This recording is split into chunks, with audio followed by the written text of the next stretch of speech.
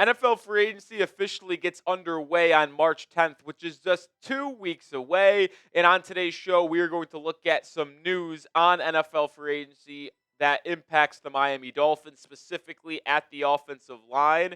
And we know that this is something that Miami needs to address, but they don't have a lot of cap space to do so. This is the biggest need for Miami. We have looked through the entire depth chart, the roster that players are coming back, which ones aren't. And Miami's biggest need is clearly figuring out that left guard, right guard combination, right? We've also talked about overhauling the safety room, upgrading the interior defensive line alongside Zach Sealer, and then after cutting Kendall Fuller, boundary cornerback is now in need, plus off-ball linebacker too, alongside Jordan Brooks. But we are only going to be talking about the offensive line on today's show, and it's going to be difficult for the Miami Dolphins to upgrade the offensive line to a full extent alongside some of these other position of needs because they simply just don't have a lot of cap space as of right now. With 2 weeks to go until the tampering period opens on March 10th, I would expect Chris Grier to make some roster moves, maybe a cut, maybe a retirement, whether it's Bradley Chubb, whether it's Teron Armstead. The Dolphins need to create cap space.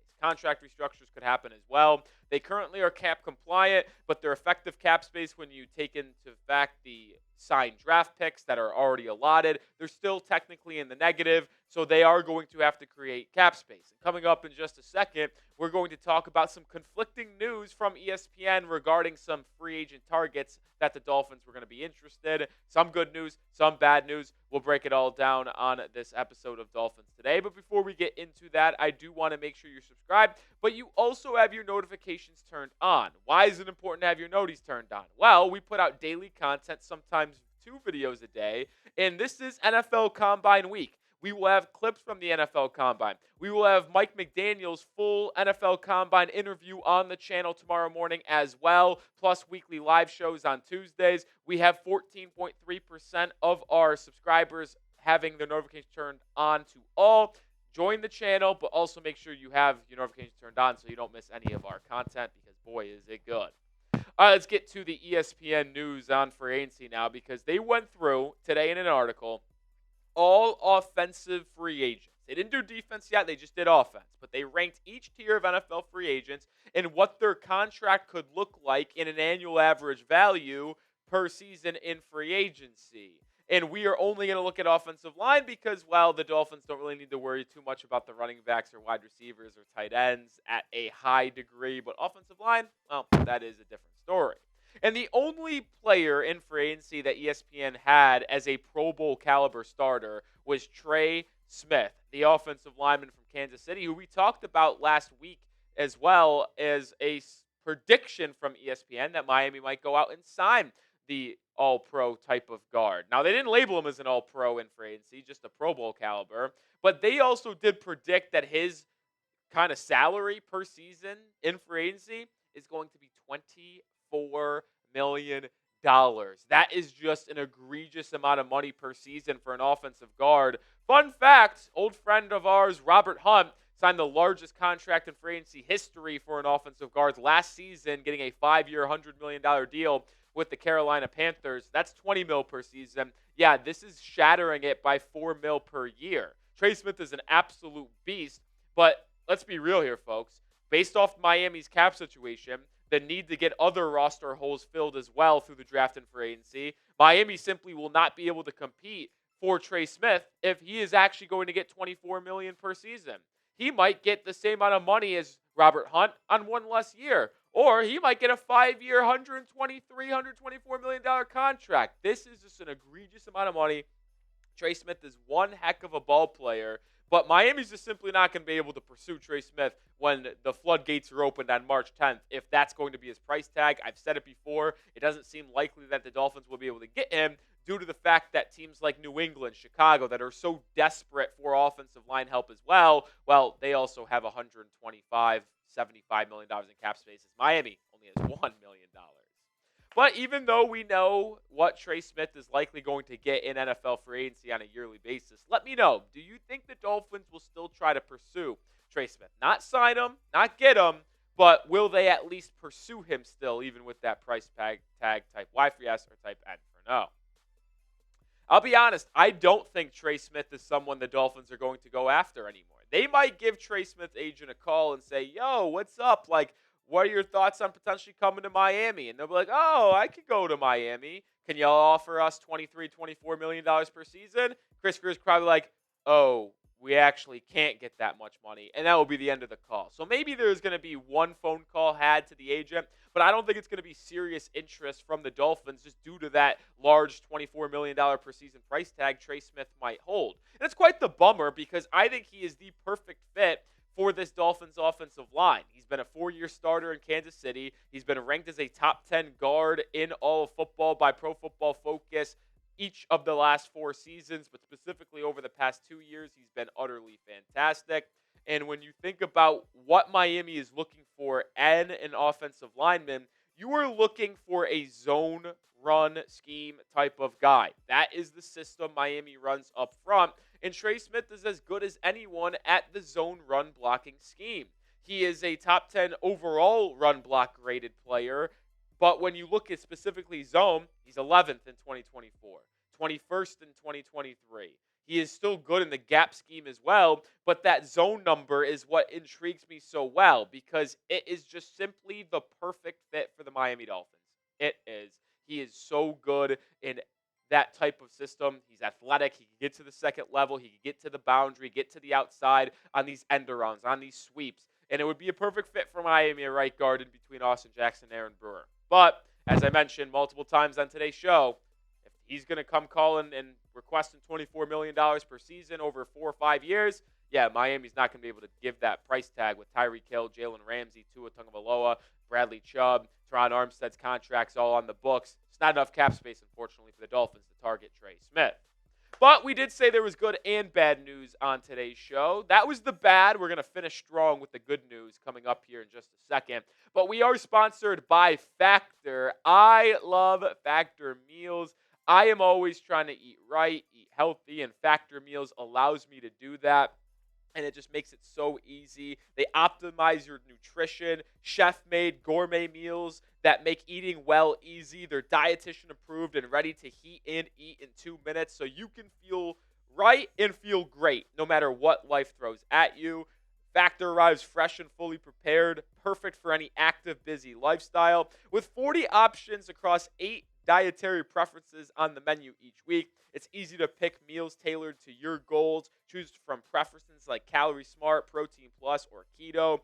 I'm someone who is always on the go here at work, but always working out. I really take advantage of the Protein Plus and Calorie Smart meals. Those are my 2 favorites because, well, as I'm in the gym, folks, I need to get the protein in, but I also got to keep it low cal as well as we try to shred some of this body fat. Factor makes it so easy for me, and they can make it easy for you as well.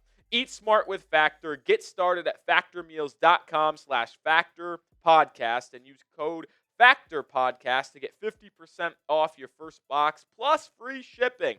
That's code FACTORPODCAST at factormeals.com/factorpodcast to get 50% off plus free shipping on your first box. You saw some of those meals on screen. That teriyaki chicken, the black pepper, and sage pork chop are just an example. So many different options. Great vegetables, great meals. Get it started today. All right, let's transition over to some of the good news for the Miami Dolphins because they labeled the tiers, and the only Pro Bowl caliber guard and offensive lineman tier was Trey Smith. But I wanted to look at the next tier that is capable starters, according to ESPN. We're not looking at offensive tackles, so we're only looking at offensive guards. And these are the 5 guys that were labeled as capable starters by ESPN. Aaron Banks, Mekhi Becton, Will Hernandez, Patrick McCarry, and Kevin Zeitler. We've talked about all 5 of these guys over the last month or so on various different shows. And the prediction from ESPN for these players in free agency is an annual average basis of $9 to $15 million per season, which I think is pretty dang affordable if you were the Miami Dolphins. And those 5 free agents are very, very good, would be very good starters at left guard or right guard for the Dolphins. And if those tier free agents, who are very good, are getting just $15 million max per year, that greatly benefits Miami. Because as the Dolphins need to get a left guard and a right guard, if they want to, they can go different ways, right? They can either sign one good free agent and then just go depth outside of that and then address it in the NFL draft as well to get a cheap starter. Boom, perfect. Or they can go multiple different free agents Either way, if those guys are getting anywhere between 9 to 15 mil, you're telling me you can get a Mekhi Becton, a Patrick McCarry, a Kevin Zietler on a 2-year, $24 million deal, a 3-year, $33 million deal, $12 million per season. Yeah, that will absolutely play. And yes, the Dolphins need to create more cap space in order to still do those signings alongside some other ones like safety and off-ball linebacker too, backup quarterback. Yeah, there's still a lot of needs for the Miami Dolphins. No getting that twisted. But you're able to slot in a day one starter in NFL free agency for 10 to 13, $15 million per season. Yeah, that would make me quite happy. And that is good news for us Dolphins fans that are looking to get a free agent target that is going to start right away. And we're going to talk a couple more names here in just a second, but let me know who your top interior offensive line target in free agency is. Is it one of the 5 names that was labeled as a capable starter by ESPN? Or is it someone else that we have talked about quite a bit on the channel, but was not labeled as a capable starter? Will Fries or James Daniels? Let me know. Get down in the comments section right now. You might be asking where those 2 players are, Daniels and Fries. Well, they were actually on the borderline starters, high-end backups tier of free agents from ESPN, which was quite the shock to me because I think Fries and Daniels are much better than just borderline starters. Now, I get they had injuries last year, only played in 4 or 5 games, but these guys, when on the football field, are very, very good. You see who they're grouped in with. Robert Jones was on this list. Yeah, he is not a borderline starter. He is a high-end backup. I won't lie to you there. I like Robert Jones for that role, but as a starter, hell nah. You all even see one of our old friends that got cut before the training camp series ended, Jack Driscoll, on this list. But the prediction for these type of players are anywhere between $4 and $8 million per season, which I could actually understand for some of those guys, specifically James Daniels, who's a little bit of an older guy, coming off an Achilles injury. That could be detrimental to someone that is his age. Yeah, I could see him getting a 1-year, $5 million deal, a 1-year, $6 million deal. But when it comes to Will Fries, I expect him to get a multi-year deal close to $10 million per season, and I think he is much more likely to be in that capable starters type of role. I get they're coming off injury, but to me, they shouldn't be grouped in the same interior offensive line group as a Robert Jones. Now, that just feels disrespectful to Daniels and Fries. I get it. Fries was a backup for 2 years, up and down starter last season, or 2 seasons ago, I should say, and then was phenomenal in 4 or 5 games, and then was out for the year this past season. But I think Fries is someone who is starting to put things together, relatively young, 26 years old. I think these guys should be getting way more money than that. But if the ESPN projections and predictions hold true, that's extremely good for Miami. Imagine getting Will Fries on a 3-year, $20 million deal. Are you kidding? That would be outstanding and a great investment by Chris Grier. And when you look at the free agents that we talked about, there was 2 that caught my eye in the capable starter list. Aaron Banks and Mekhi Becton. Remember, they were predicted to get $9 to $15 million per season from ESPN. And there was 2 guys in the kind of low-end starters, high-end backups type of role, and Will Fries and James Daniels. We've talked about these 4 in length and ad nauseum. But these 4 are the guys that I'm targeting is because of that run-blocking zone scheme that they excel in, which is why I am targeting them.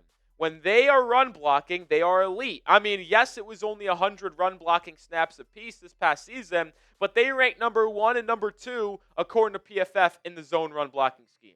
That makes them ideal fits for the Miami Dolphins, but they're just overall really good run blockers as well.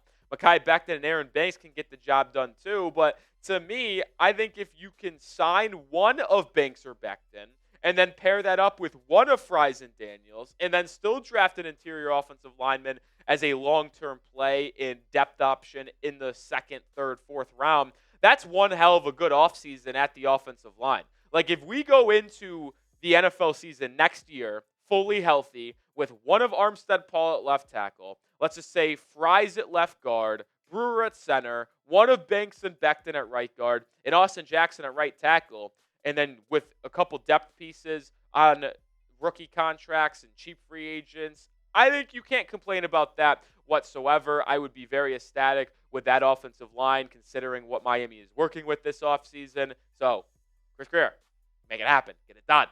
And when these moves do come in and happen, make sure you are subscribed and have your notifications turned on because we will update you with shorts, videos, and other content immediately, hit that sub button for the #1 content on YouTube surrounding the Miami Dolphins.